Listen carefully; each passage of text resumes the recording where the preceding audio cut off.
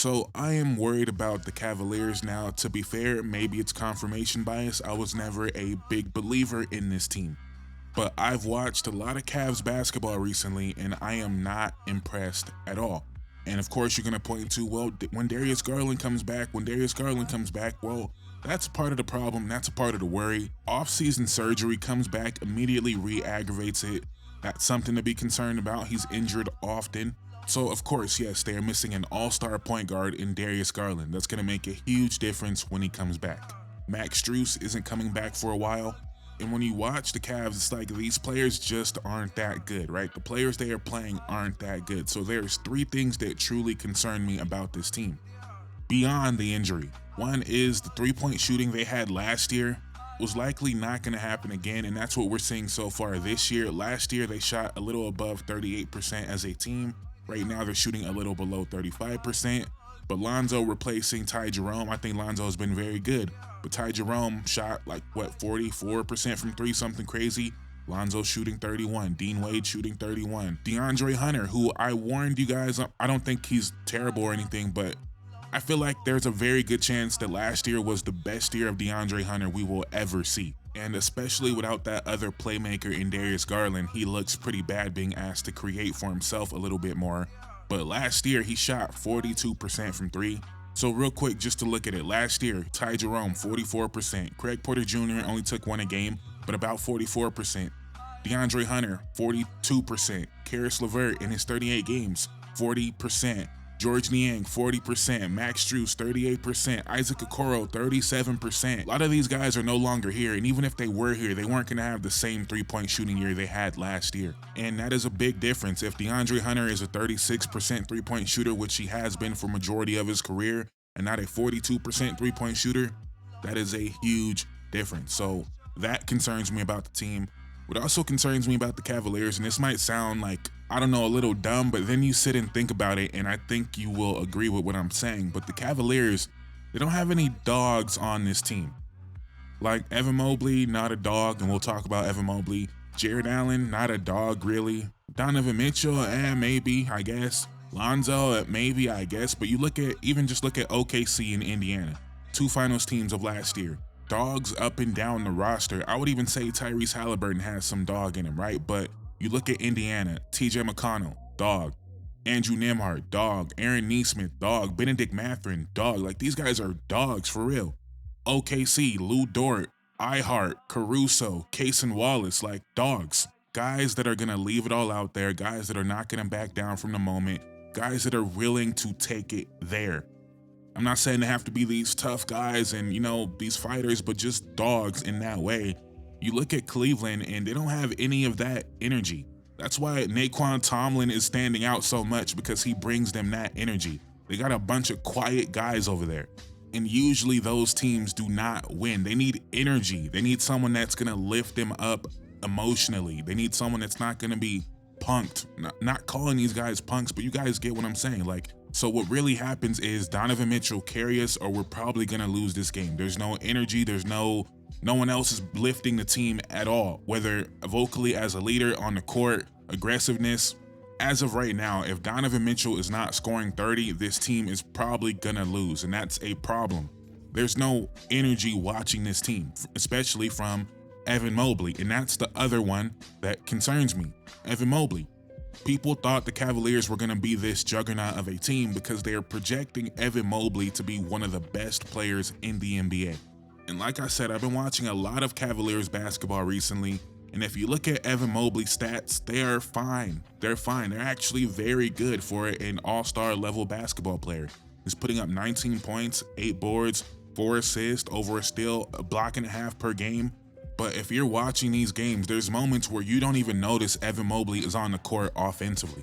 And to be fair to Evan Mobley, a lot of that might be due to the lack of spacing on the court, which is a concern for this year, right? I have my concerns about who Evan Mobley's going to be long term, but for this year, if you're trying to empower Evan Mobley, you're not fostering an environment for him to really showcase what he can do on the ball as a creator in the half court, when he has to play with Jared Allen. He has to play with Naquan Tomlin now, who I love, but not a spacer. I just believe if Evan Mobley is going to be the player you want him to be, the player you are planning this whole franchise around, why not get him a better situation to explore those parts of his game? So I wanted to go look up Evan Mobley's numbers when Jared Allen isn't on the court, really just in terms of his aggressiveness to see if there's any difference. And there's a small difference, right? He's played 176 minutes so far this year without Jared Allen on the court, and he takes about 2 more shots per 36 minutes. Not really much to glean from there. But then I looked at Lonzo Ball, Evan Mobley on the court, no Jared Allen. In 119 minutes so far this year, when Lonzo Ball and Evan Mobley share the court without Jared Allen, Evan Mobley, his aggressiveness skyrockets. He takes 22 shots per 36, averages 30 points per 36, takes about 7 more shots per 36 with Lonzo Ball on the court with him and Jared Allen off the court. To me, that's Lonzo feeding him aggressively. That's more spacing on the court. That's majority Evan Mobley at the 5 playing next to Dean Wade and DeAndre Hunter. Now, they don't have a good net rating in those minutes, so I'm not saying that's the answer right now, but that is a little bit encouraging that he can be that level of aggressive when the court is opened up. And just for reference, because you might be wondering what happens when you add Donovan Mitchell to Evan Mobley, Lonzo, no Jared Allen. Well, it's only been 27 minutes so far this year, but Evan Mobley is still taking 22 shots per 36 in those alignments as well. So pretty much whenever Jared Allen isn't on the court, Evan Mobley's aggression level goes way up. Now, me personally, I'm still skeptical about Evan Mobley as a scorer in the half court, but that is very encouraging that at least when there's space on the court, he attacks more. But I feel like I always have to remind you guys that Evan Mobley was being compared to Kevin Garnett. And to me, he's not even Chris Bosh yet as an offensive player. And I think what could truly help Evan Mobley is simplifying his game. So many times when you're watching him, it's like he doesn't know exactly what he's about to do. And a lot of times when you are extremely talented and you have so many weapons at your disposal, you don't really know what to do. But I think some of the greatest half-court post scores we've ever seen are very simple. They have 1 or 2 moves that they go to every single time, and it's unstoppable. And I think that would really help Evan Mobley a lot if you just master those 1 or 2 moves and build off of that. But I don't want to go deep into Evan Mobley's skill set and what I do and don't like right now. We could do that at a later date. But I'm just thinking about this Cavaliers team and the pressure that's on them when you look around the Eastern Conference. You look at Indiana obviously out, Boston obviously out. Right? It was supposed to be them and the Knicks. And I don't want to overreact. Again, confirmation bias. I didn't believe in this team, so I'm kind of already looking this way. But they could easily bounce back and be the #1 seed this year. Not in the East, I mean. But yeah, that wouldn't be surprising at all. But just looking at these teams, knowing that Indiana's probably going to get a top 3, top 4 pick, and they got young guys that are getting better. Philadelphia, Tyrese Maxey looks like he's taking another step. VJ Edgecombe looks amazing, right? Detroit, obviously, they got a bunch of young guys that are getting better. The Bulls got a bunch of young guys that are going to get better. The Raptors, this is their first year playing together. They're going to get better. And they got young guys in Colin Murray Boyles and Jacoby Walter, Grady Dick. They got a bunch of young guys as well that people aren't really thinking about, but they're going to get better. The Magic, you would think, are going to get better. And I'm not saying these teams are going to be juggernauts. I'm saying they are all trending upward. They're all not ready right now, and the Eastern Conference is wide open. In Cleveland, this is your moment to take it. And if they don't take it this year, it's going to get scary. And I said before the year started, when everyone's propping up the Cavaliers and saying they're going to go over 64 wins and all that, to me, the only way this team is a true contender is if Evan Mobley is approaching top 15 player in the NBA status, and we are not there. People were saying that Evan Mobley is going to be a better player than Donovan Mitchell this year. You even had people arguing that Evan Mobley was the better player last year. And I want to save this video idea for later in the year, depending on how the Cavs season goes, right? But everyone's already saying if the Cavs, lose in the first round or lose in the second round this year, they're going to trade Jared Allen. They might trade Darius Garland. And to me, that changes depending on how good Evan Mobley looks. If Evan Mobley looks like he can be a #1 or 1A on a championship team, then maybe we lean into that.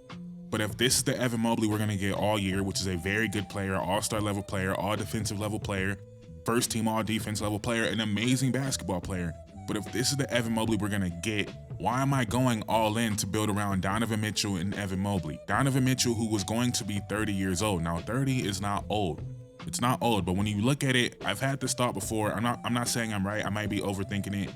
I might be thinking so hard that it's actually a dumb idea, but Donovan Mitchell's going to be 30. Darius Garland's 25, Evan Mobley 24. You're going to go all in on Donovan Mitchell and Evan Mobley, when in reality, the other option that might be the more, again, I might be thinking so hard that I'm thinking dumb, but the other option is trade Donovan Mitchell. Now, again, we're far, far away from there, but I'm just throwing it out there. And actually, we're not that far away from there. Next year is very quietly Donovan Mitchell's last year on his deal. He has a player option the year after, but for a player like Donovan Mitchell, who's going to make All-NBA again, he's going to opt out. Then Cleveland will need to decide whether they want to give him the 65 or 70 million, whatever it's going to be annually, supermax deal, which they probably will give him. But more importantly, Donovan Mitchell, what loyalty does he have to Cleveland? I'm just saying we're not that far away from those conversations, especially if Evan Mobley doesn't look like he's that guy.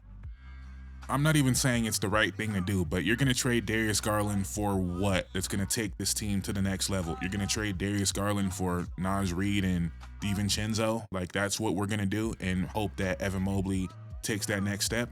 You're going to trade Darius Garland for AD maybe? Go all in? I could see that. I could see the upside of that.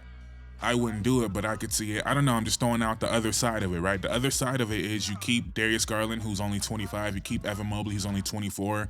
And you trade Donovan Mitchell, you get 4 first-round picks or something and try to build that way. Again, might be so overthinking it that it's a dumb idea, but if Evan Mobley isn't showcasing that he's the #1 or 1A option on a championship team, why not let's push it down the road and see how we could regroup? Because once you trade Darius Garland, presumably you're not going to get many picks back in that deal. I don't think Darius Garland has high trade value around the NBA right now. Just looking around, everyone has a point guard or a point guard they think's their point guard of the future. I don't think you're going to get much in return for what Darius Garland actually provides you. And once you do that, it's now Donovan Mitchell, who's going to be 30. It's probably going to be declining, you would think. We know NBA is different now. People play to 40. But you would think, and Evan Mobley. And that's going to be your team. That's going to be who you're building around. And do you feel good about that right now? Me right now, I don't feel good about that, but maybe you do. And for sure, there is a world, right, where 3 years from now, Donovan Mitchell, 32 years old, still in his prime, Evan Mobley, 27, just now hitting his prime, and they are one of the best duos in the NBA. They might be one of the best right now, but like they are really that. Evan Mobley has hit his prime. He's a top 10 player in the NBA. I'm not acting like that's not a real possibility, but we kind of got to get there. And like I said, Donovan Mitchell is going to be up for an extension next year. Last year of his deal is next year. So hypothetically, if you do trade Darius Garland, you're going to trade for win-now players. Someone like an AD is an extreme, right? But if you trade for AD, you're really trading for the next couple years to build around Donovan Mitchell and the end of his prime, right?